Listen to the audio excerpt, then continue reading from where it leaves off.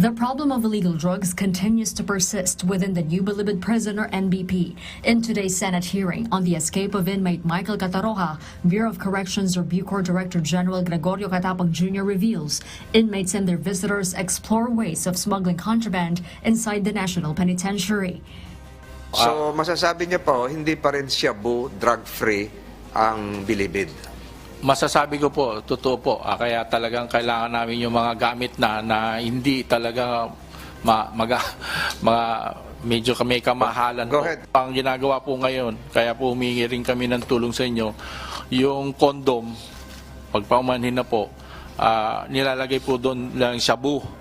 Tapos ilalagay po sa puwerta ng mga babae, hindi naman po namin pwedeng kapkapan yung mga babae, makakasuhan naman po kami ng human rights. Yung nga po, yung pinaka-latest po, Mr. Chair, yung mga kalapati, yung mga bata o mga bisita nila may dalang itlog, i-incubate doon, so after so many years, so many months, mapipisa, tapos palalakihin, tuturuan yung mga kalapati maglipad-lipad doon sa paikot.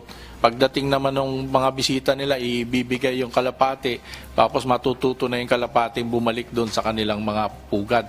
Catapang says 200 grams of illegal drugs worth 2 million pesos were confiscated inside the NBP.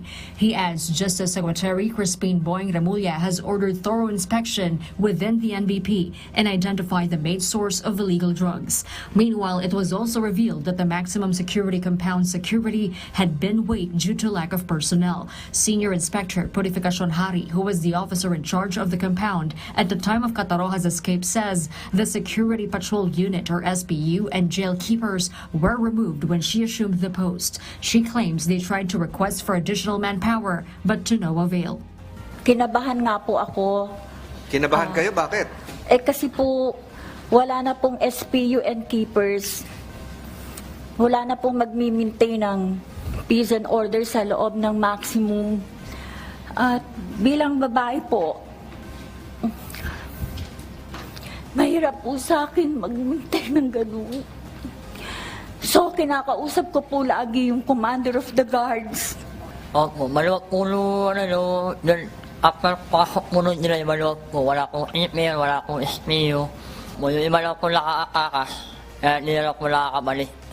Her former boss, Deputy Director Angelina Bautista, argues it was not her job to assign personnel. Yung pong sinasabi nilang nirelieve ko po lahat yung keeper at saka SPU. Ang nirelieve po namin, yung pong mga under investigation. Yun po yung mga nangangaroling kahit hindi po Pasko.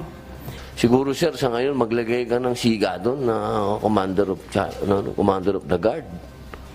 Mr. Chair, Your Honor, gagawin po namin.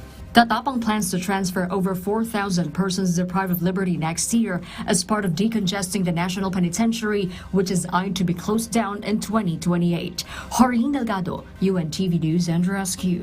We serve the people. We give glory to God.